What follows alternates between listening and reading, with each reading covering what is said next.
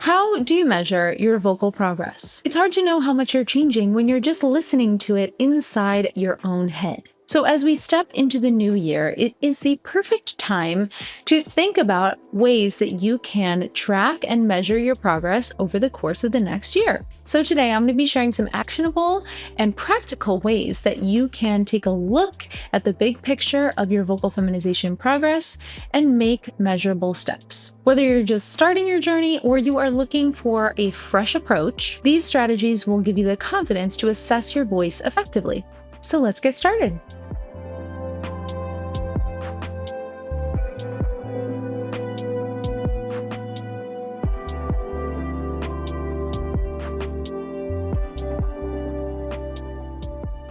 The first and most essential tip is to take regular recordings. You can't hear your own voice outside of your head or get a sense of what other people hear unless it's recorded. You can set aside one day each week or a couple days each week to sit down and make a recording.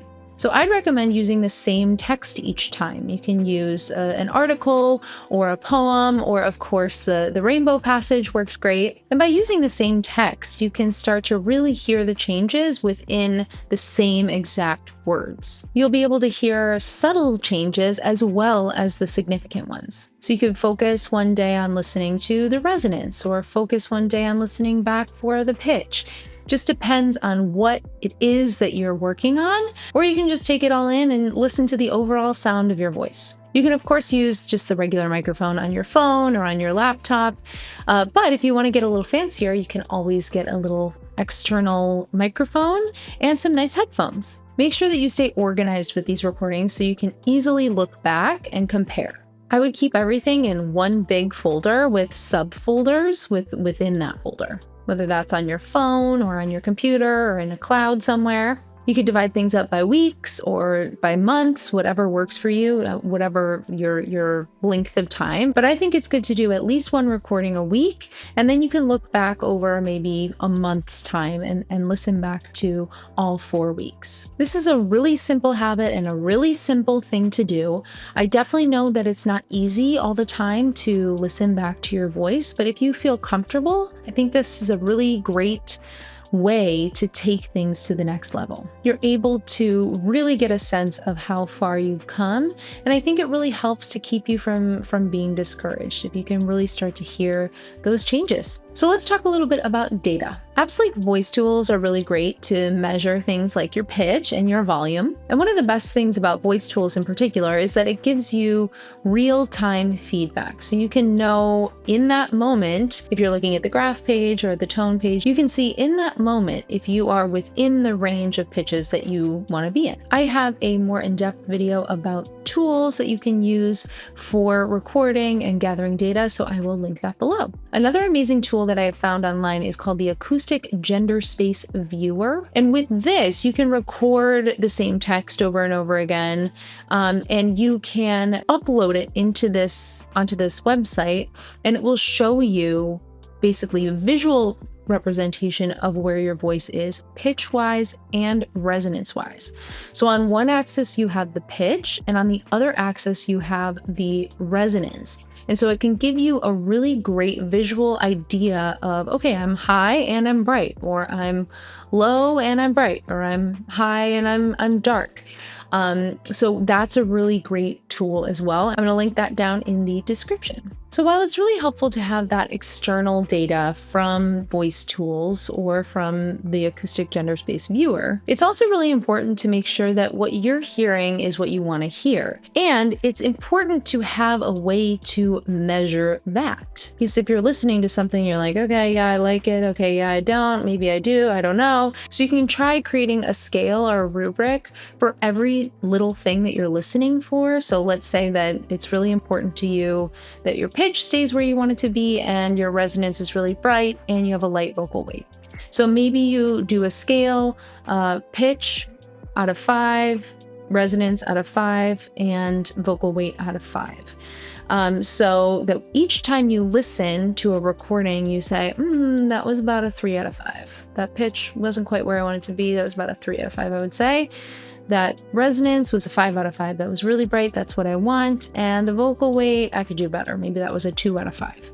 So it's not super scientific, but it definitely gives you a little bit more structure and it's a little bit more tangible than just saying, yeah, I like it or no, I don't. So I think that looking at that kind of data can really be interesting because you can really compare what you heard the first time versus the second time. So your rubric might look different than somebody else's. Maybe somebody else's has how natural it sounds or enough breath support, or maybe they want some vocal fry or no vocal fry or whatever it is that you're specifically listening for.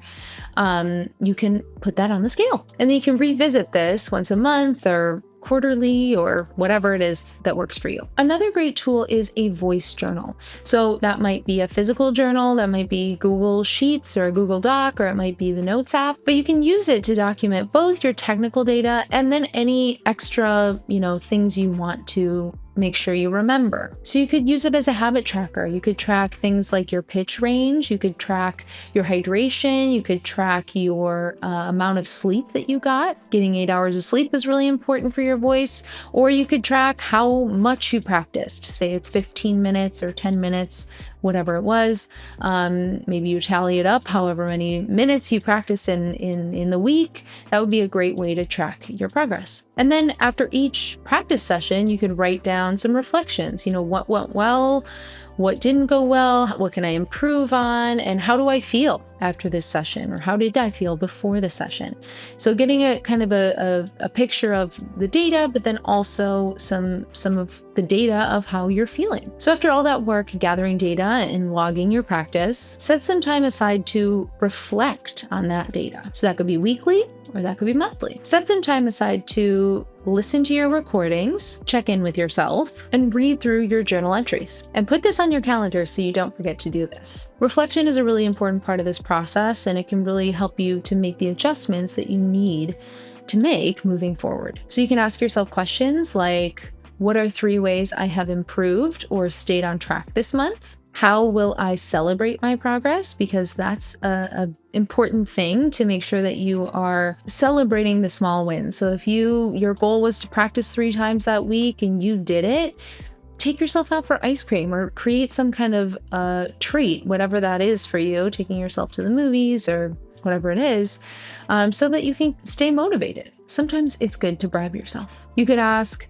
what are 3 areas I want to continue working on? What actionable steps can I take to improve these areas? And I think that's really important. What actionable steps? So if you didn't get your sleep in, how are you going to get your sleep in? You're not just going to get more if you just say, oh, I'll get more.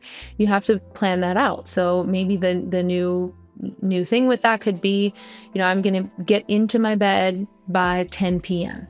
So I'm going to try to go to sleep earlier so that I can get more sleep. And then the last question you could ask yourself, how often did I practice this month and what helped or hindered my consistency?